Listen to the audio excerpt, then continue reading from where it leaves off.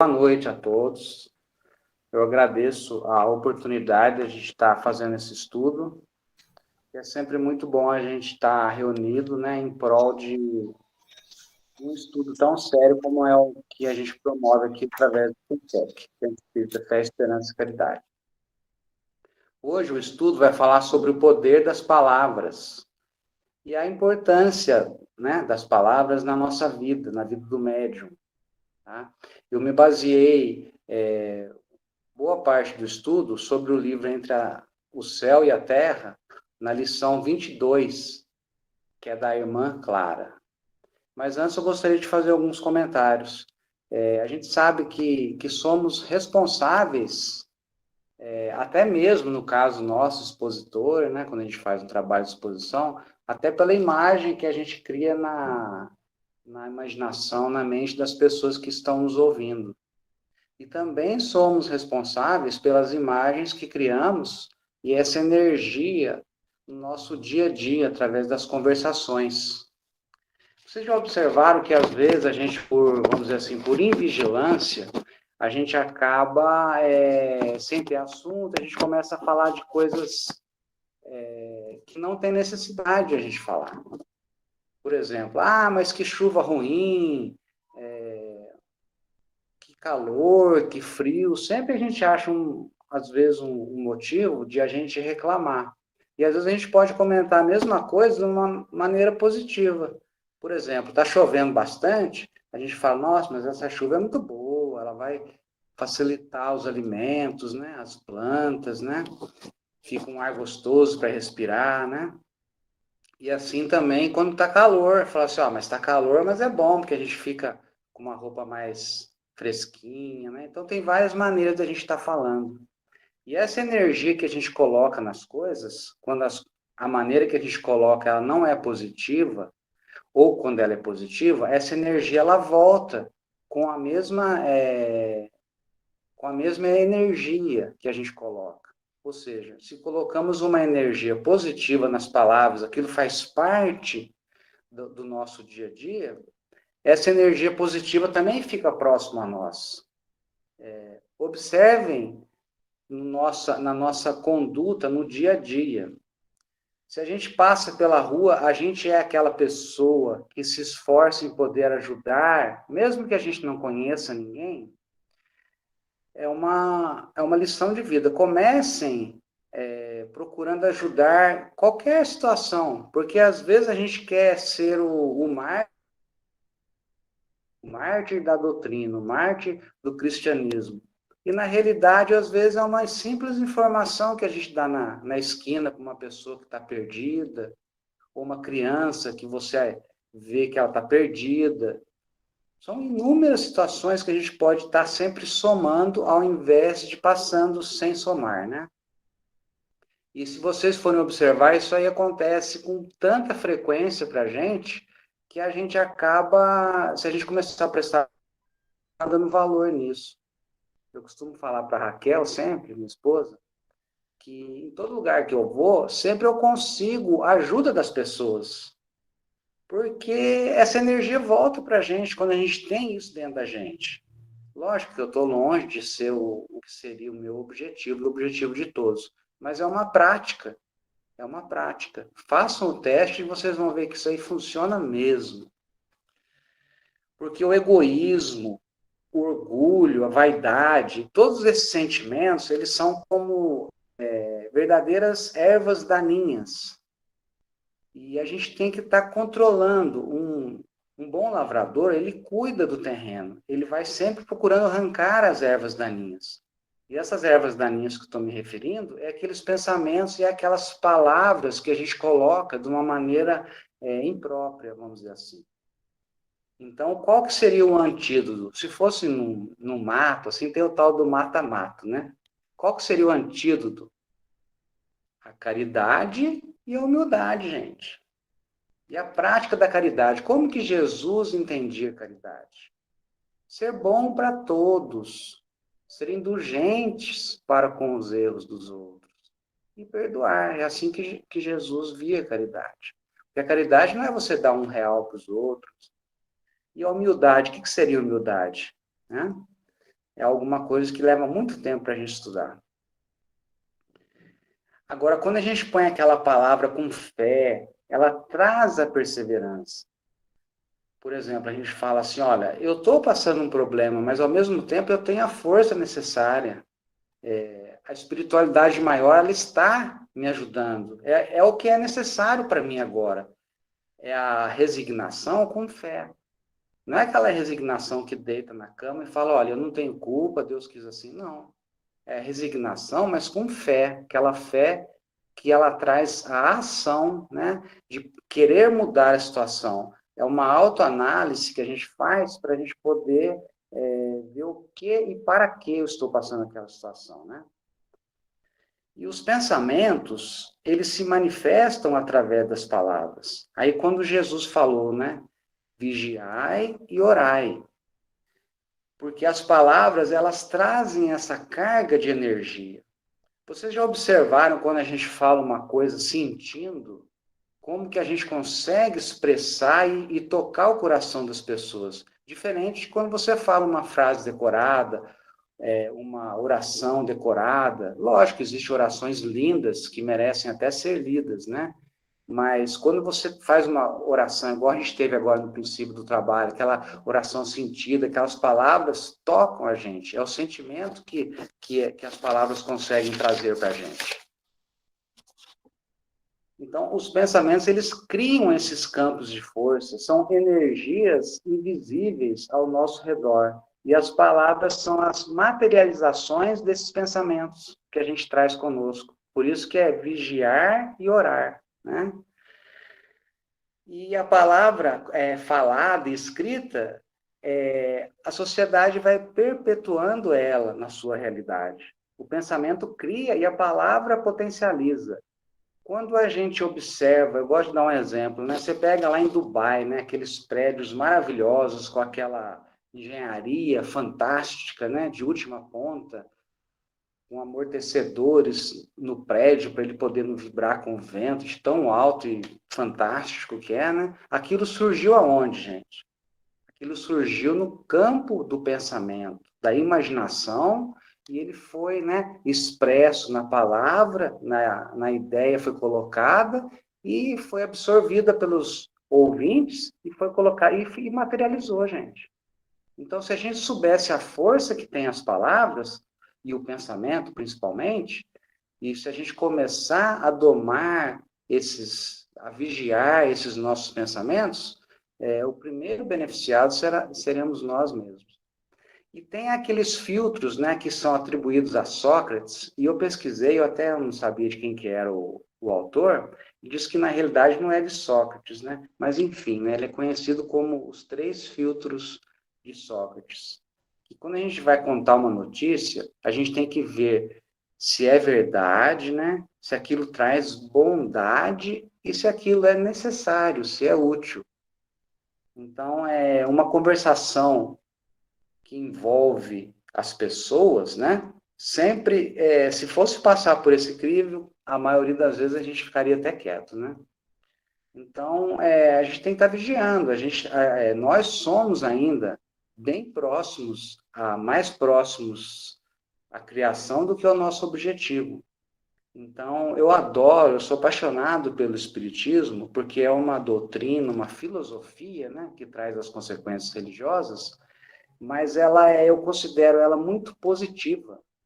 Ela não vem falar assim, olha, você está assim, acabou.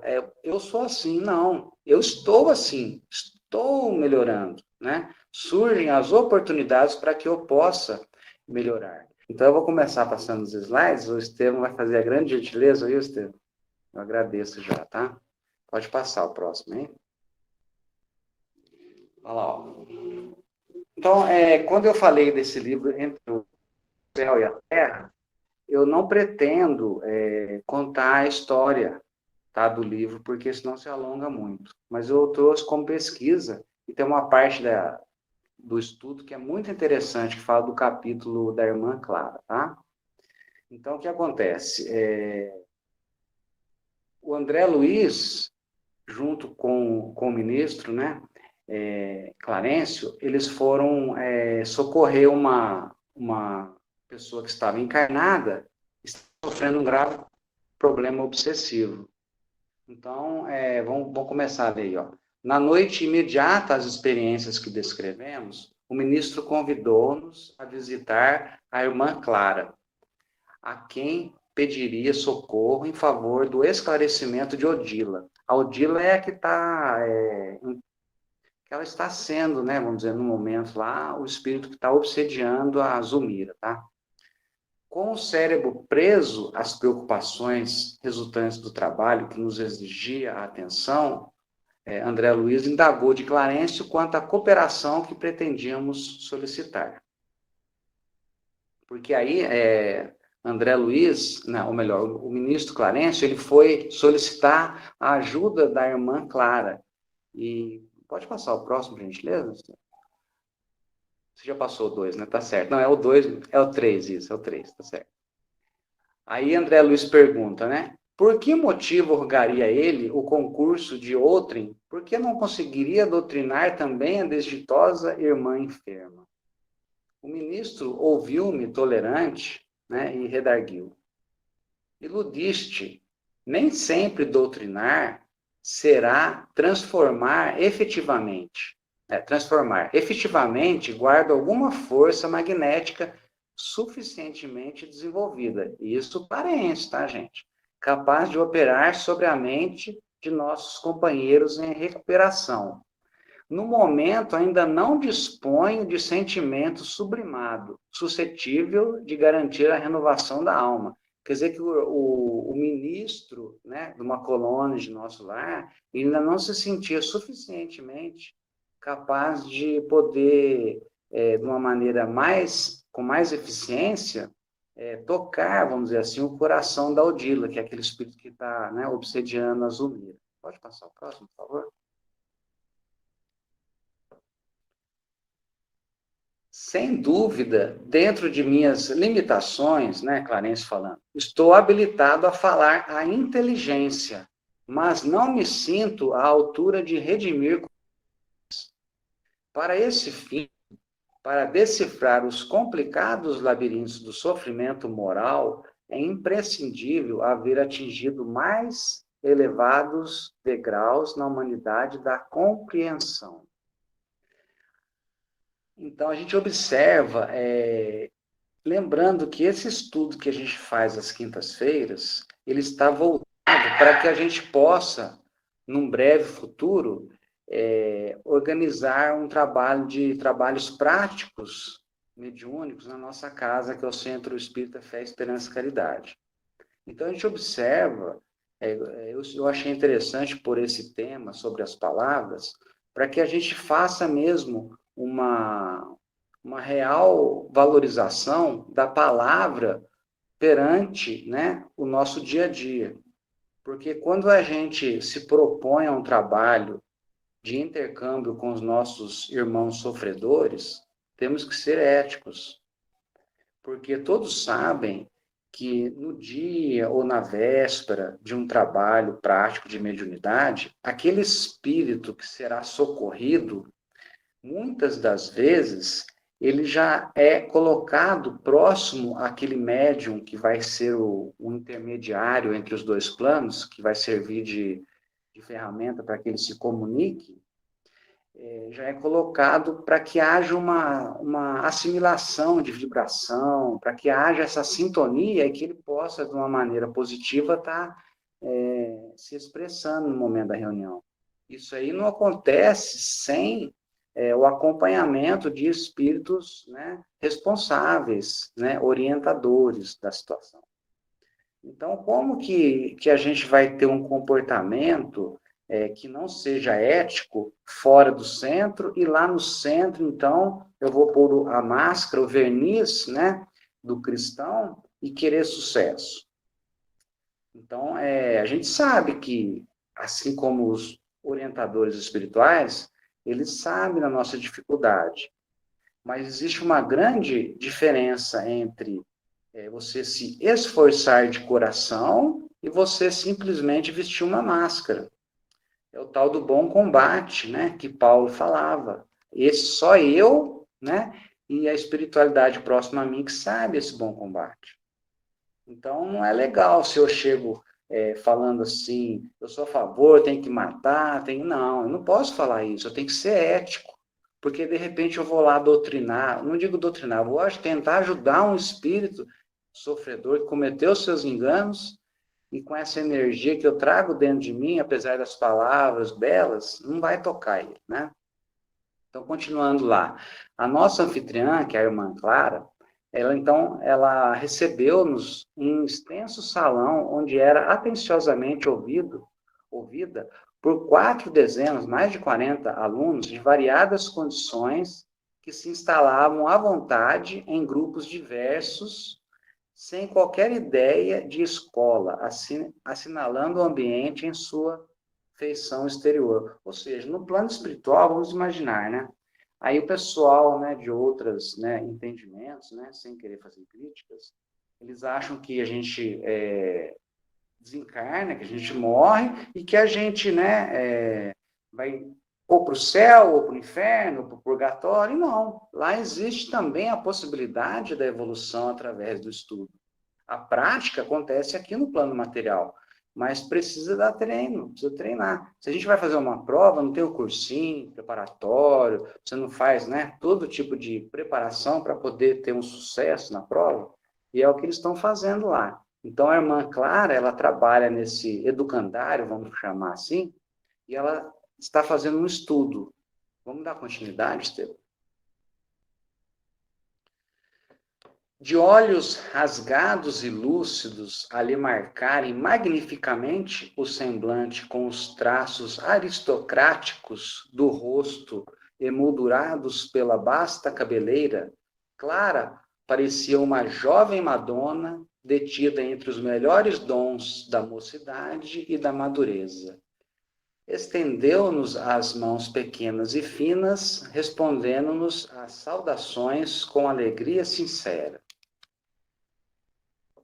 Nosso orientador rogou escusas pela interferência no trabalho. Não se incomodem, acentuou a interlocutora, encantadoramente natural. Achamo-nos num curso rápido acerca da importância da voz a serviço da palavra. Plano espiritual, hein, gente?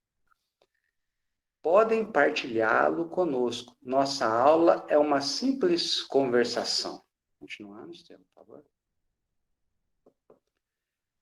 Começou a dizer para os aprendizes: conforme estudamos na noite de hoje, a palavra, qualquer que ela seja, surge invariavelmente dotada de energias elétricas específicas, libertando raios de natureza dinâmica. A mente, como não ignoramos, é um incessante gerador de força através dos fios positivos e negativos do sentimento e do pensamento, produzindo o verbo, que é sempre uma descarga eletromagnética regulada pela voz. Muito interessante, né? Continuando então, Estevam. Por isso mesmo, em todos os nossos campos de atividade, a voz tonaliza a exteriorização, reclamando apuro de vida interior, de vez que a palavra, depois do impulso mental, vive na base da criação. É por ela que os homens se aproximam e se ajustam para o serviço que lhes compete. E pela voz, o trabalho pode ser favorecido ou retardado no espaço e no tempo. Então a gente observa, igual aquele videozinho que eu achei interessante a gente colocar, às vezes a pessoa nem faz por maldade, a pessoa coloca a frase de uma maneira que fica negativa, e depois ela pode colocar a mesma frase de uma outra maneira que fica positiva. Sabe o que eu me lembrei? Os mais antigos aí, né? A gente fez um curso de expositor aqui na FEP, foi lá para os anos, se eu não me engano, 1998, faz pouco tempo, né? E era o Alquinder de Oliveira. Você estava lá, Laide? Você lembra disso? Então, Não, Alquinder não de lembro Oliveira. não, não é do meu tempo. Ah, então, o Alquinder de Oliveira, ele era um ele dava um curso para grandes empresas, me parece que até em grandes redes, né, de televisão aí, de como formar expositores, né? E ele ele dedicava uma parte do seu tempo a casas espíritas, para poder, porque a casa espírita é com certeza um local onde há necessidade dessa exposição, dessa divulgação da doutrina. E ele falava que a gente nunca deve colocar uma frase negativa, por exemplo, não entre, né? Às vezes você vai na padaria, num lugar assim, né? Eu falo padaria porque eu tive comércio, mas tem uma placa lá, não entre, não tem isso? Não, você deve colocar assim, ó, entre somente quando convidado. É uma frase positiva, né? Por exemplo, proibida a passagem aqui. Não, você fala assim, ó, põe uma seta, passagem pelo outro lado, e por aí vai. Às vezes a maneira com que a gente põe é a energia que você põe na palavra, na frase. Você já viu aquela placa? Não entre, propriedade particular. Ah, a molecada já fica louca para pular a cerca para ver o que tem lá, né? Agora, se a pessoa coloca de outra maneira, assim, olha, só entre, né, se convidado, ou então entre, mas se anuncie antes, né? Aí é diferente. Então, não sei, existem maneiras e maneiras de a gente colocar as coisas, tá bom? Estou continuando o próximo. Dentro da pausa ligeira que se fizera espontânea, simpática senhora interrogou alguém da plateia, né? Perguntou, né? Era a Rita, né? Se tivesse lá, a Rita era a primeira que ia levantar a mão, né, Rita? Vamos descontrair um pouco, né, gente? Senão não dá. Mas, para que tenhamos a solução do problema, é indispensável jamais nos encolerizarmos, a grande questão, né? E a resposta, né, da irmã Clara? Sim, elucidou a instrutora, calma. Indiscutivelmente, a cólera não aproveita a ninguém. Não passa de perigoso curto-circuito de nossas forças mentais, por defeito na instalação do nosso mundo emotivo, arremessando raios destruidores ao redor de nossos passos. Aí, gente, precisamos aprender, né? Vocês concordam? Precisamos aprender. Sorrindo bem-humorada, acrescentou. Eu esqueci de pedir para você mudar, né? Em tais ocasiões, se não encontramos junto de nós alguém com o material isolante da oração ou da paciência, o súbito desequilíbrio de nossas energias estabelece os mais altos prejuízos à nossa vida, porque os pensamentos desvairados, em se interiorizando, provocam a temporária cegueira de nossa mente, arrojando-a em sensações de remoto pretérito, nas quais, como que descemos quase sem perceber a infelizes experiências da animalidade inferior. Ou seja, quando a gente entra naquela discussão, a gente fica como se estivesse em curto-circuito, e a gente começa a falar qualquer coisa, geralmente são sensações do remoto pretérito, né, que ela diz. A cólera, segundo reconhecemos, não pode e nem deve comparecer em nossas observações relativas a vós. A criatura enfurecida é um dínamo em descontrole, cujo contato pode gerar as mais estranhas perturbações. Pode passar, por gentileza?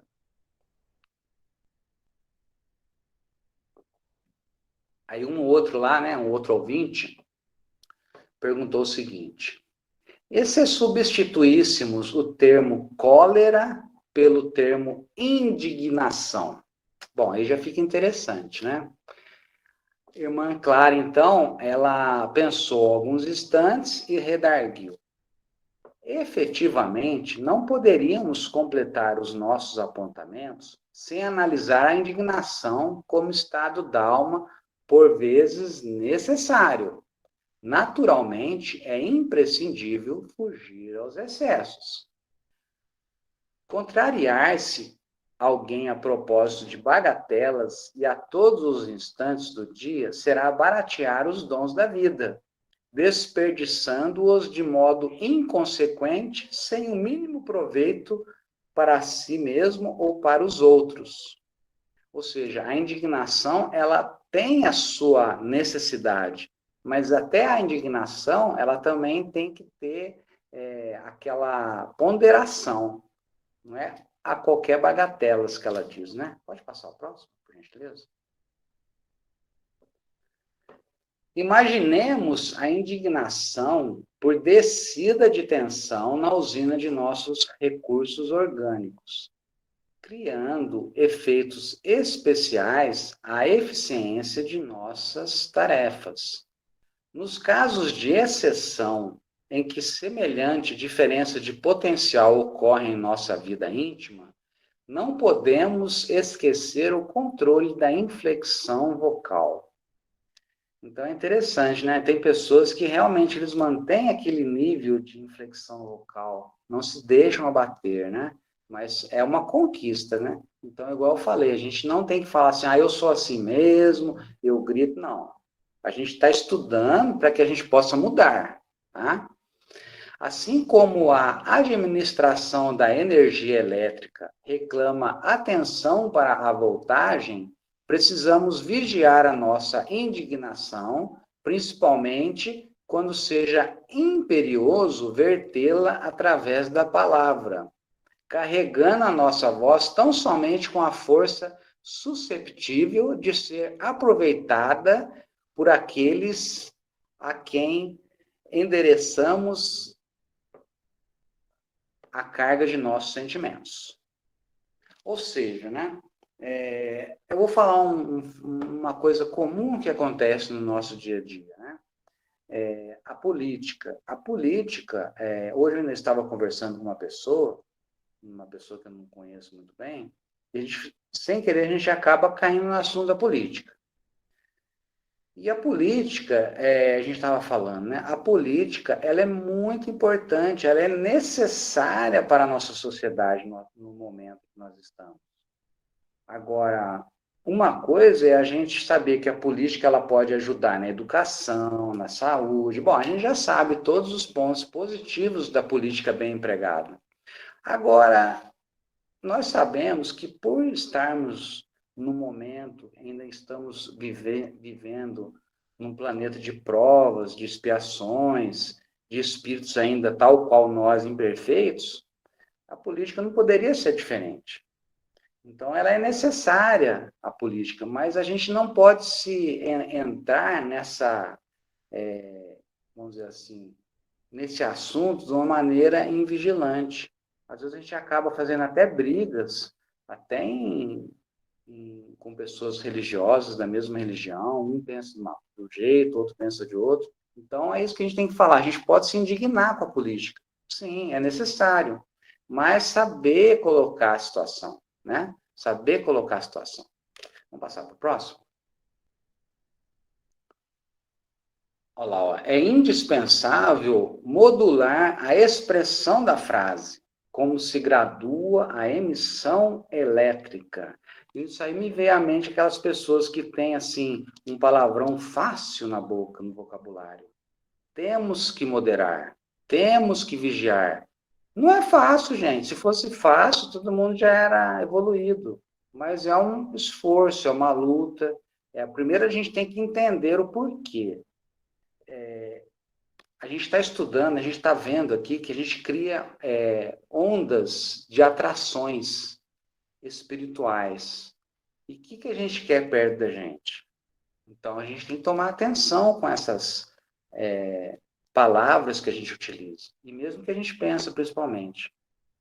A nossa vida pode ser comparada a grande curso educativo, em cujas classes inumeráveis damos e recebemos, ajudamos e somos ajudados. A serenidade, em todas as circunstâncias, será sempre a nossa melhor conselheira, mas em alguns aspectos de nossa luta, a indignação é necessária para marcar a nossa repulsa contra os atos deliberados de rebelião ante as leis do Senhor. Tá vendo como é que é importante? Vamos continuar mais um pouquinho, que vai te explicar direitinho como que deve ser essa indignação. Essa elevada tensão de espírito, porém, nunca deve arrojar-se à violência e jamais deve perder a dignidade de que fomos investidos, recebendo da divina confiança a graça do conhecimento superior. Olha que puxão de orelha para gente. Basta dentro dela a nossa abstenção dos atos que intimamente reprovamos, porque a nossa atitude é uma corrente de indução magnética. Então a gente não precisa ficar gritando, olha, fulano de tal é isso, fulano de tal é aquilo, não. A gente se abstém, né, dos atos que a gente reprova, porque a mais das vezes a gente aponta nos outros aquilo que também faz parte de nós, né? Vamos para o próximo? Em torno de nós, isso aqui eu achei muito interessante. A gente observa como que funciona isso. Em torno de nós, quem simpatiza conosco, geralmente faz aquilo que nos vê fazer. Ou seja, faz o que eu faço, mas não faz o que eu falo. Não tem um negócio desse? Ao contrário, né? Faz o que eu falo, mas não faz o que eu faço, né? Nosso exemplo, em razão disso, é um fulcro de atração. Precisamos, assim, de muita cautela com a palavra, nos momentos de tensão alta do nosso mundo emotivo, a fim de que a nossa voz não se desmande em gritos selvagens ou em considerações cruéis, que não passam de choques mortíferos, que infligimos aos outros, semeando espinheiros de antipatia e revolta, que nos prejudicarão a própria tarefa. Difícil isso daí, né, gente? Mas essa questão, já dizia, eu não sei falar o nome dele direito, Albert Schweitzer, ele falava assim, que as palavras convencem, mas os exemplos arrastam. Então, é aquilo, um pai, uma mãe fala para o filho, oh, não faça isso, não faça aquilo, e daqui a pouco, né, o pai e a mãe estão fazendo alguma coisa do tipo. Então, não adianta falar, tem que dar o exemplo. E o maior exemplo, né, não precisa nem falar, é Jesus. Né? Jesus não escreveu, não fez nada, ele deu exemplos de vida que até hoje a gente se esforça para entender, para estudar e um dia talvez colocar em prática, né? Vamos passar para o próximo? Aí um outro, né, que acompanhava os ensinamentos, né, ele perguntou de uma maneira respeitosa, um outro ouvinte, né? Irmã Clara, como devemos interpretar as perturbações da voz, como, por exemplo, a gaguez e a diprofonia? Sem dúvida, informou a instrutora solista, os órgãos vocais experimentam igualmente lutas e provações quando reclamam reajuste. Por intermédio da voz, praticamos vários delitos de tirania mental e, através dela, nos cabe reparar os débitos contraídos. Aí estão falando de outras encarnações, né, gente? As enfermidades dessa ordem compelem-nos ao trabalho de recuperação do silêncio, de vez que, sofrendo a alheia observação, aprendemos pouco a pouco a governar os próprios impulsos, afeiçoando. Vamos passar, por favor. A palavra nada mais é do que a etapa seguinte do pensamento. E por conta de sua força de expressão, ela é capaz de atrair espíritos inferiores que se identificam com o teor da fala, o que acaba gerando muitos transtornos. E ainda a doutrina espírita nos ensina que as palavras não interferem somente em nossas ações, mas como também no ambiente em que estamos. Tá vendo, gente, a importância das palavras? Muitas vezes não percebemos que as palavras nos atingem de tal maneira que passamos a pensar a mesma coisa ou então enxergar determinada situação de modo negativo. Por exemplo, quando um colega passa a reclamar de seu emprego, outros começam a pensar igual. Então, a gente observa, né, em todos os locais, né, quando uma pessoa começa a falar mal, a outra vai, ah, mas é verdade, e por aí vai. E se a gente souber temperar, a gente muda de assunto, a gente procura outra situação, num outro prisma, essa que é a nossa ideia. Bom, então acabou essa parte do livro, agora eu trouxe mais alguma coisa agora, do livro Obreiros da Vida Eterna. É do Espírito André Luiz também, tá? Conversação cria um ambiente, coopera em definitivo para o êxito ou para a negação. Gente, essa frase aí tinha que ser de geladeira, né? A gente tem mania de falar isso, frase de geladeira, né? Porque, olha, a conversação, ela cria um ambiente e ela coopera para que tudo dê certo ou não, vai depender da gente. Olha lá, ó, toda conversação prepara acontecimentos de conformidade com a sua natureza. Dentro das leis vibratórias que nos circundam por todos os lados, é uma força indireta de estranho e vigoroso poder, induzindo sempre aos objetivos velados de quem lhe assume a direção intencional. Então, se a gente soubesse a força que nós temos, por que será que uma pessoa consegue tanto sucesso em determinadas áreas e outras não? Porque ela traz aquela força verdadeira, ela quer aquele otimismo, pensamento positivo, ação, esforço, enquanto a outra já começa a ir para o lado negativo. Então, é para a gente aprender, para a gente procurar colocar em prática. Pode passar mais um, por favor? Olha, aí são situações, eu peguei na internet, do apresentador da TV Mundo Maior, Alexandre Galdino. Ele põe 3 situações aí, ó. O negativismo, ele diz respeito à palavra pesada. Geralmente, quem usa essas palavras acha tudo ruim, desconfia de tudo.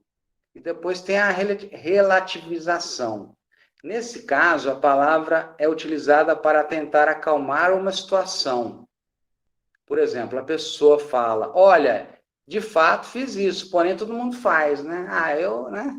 Ou então diz, você viu como ele, né, falou comigo? Nesses casos, as pessoas tentam diminuir o seu próprio erro. Ou seja, eu não vou, né, eu vou fazer alguma coisa errada porque todo mundo faz, né? E por aí vai, né? E tem a generalização, é colocar uma base comum para todos. Por exemplo, todo policial é violento, sabemos que não é assim, né? Então, são 3 situações que a gente tem que tomar cuidado para não deixar se levar no arrasto, né? Passa o próximo para a gente. Ah, tem mais uma aqui embaixo ainda. Diz ainda Kardec, os homens semeiam na terra o que colherão na vida espiritual, os frutos de sua coragem ou da sua fraqueza, tá? E agora eu vou terminar com Jesus. Encerrando agora, ó. Vigiem e orem para que não caiam em tentação. O espírito está pronto, mas a carne é fraca. Isso está em Mateus, né? E depois o outro de cima aí, ó. O que contamina o homem não é o que entra na boca, mas o que sai da boca. Isso é o que contamina o homem. Olha, gente, então o estudo que eu programei para hoje foi esse.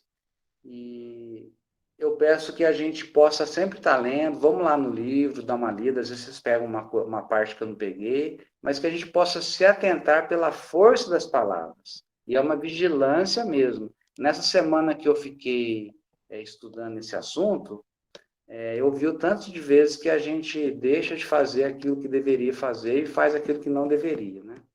Então é isso, gente. Eu agradeço a oportunidade de estudo e deixo a palavra agora com a Laís para ela dar prosseguimento aí nas perguntas e etc.